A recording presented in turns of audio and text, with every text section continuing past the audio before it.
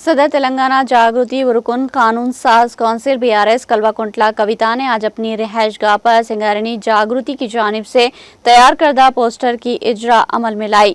ये पोस्टर 17 जुलाई को तेलंगाना जागृति और यूनाइटेड पुले फ्रंट की जानिब से मुनज़्ज़म करदा रैल रोको प्रोग्राम की तायद व हिमायत में तैयार किए गए हैं। इस मौके पर सदर जागृति कविता ने खिताब करते हुए कहा कि पसमानदा तबकात को तालीम, रोजगार और मुकामी इदारों में 42% रिजर्वेशन फराहम करना लाजमी है। तेलंगाना जागृति UPF और BC समाज की जद्दोजहद के नतीजे में 42% रिजर्वेशन की फराहमी के लिए रियासती हुकूमत ने असम्बली और कौंसिल में 2 अलहदा बिल्स मंजूर किए हैं, लेकिन इन बिल्स को कानूनी हैसियत देने के लिए रियासती हुकूमत कोई कोशिश नहीं कर रही।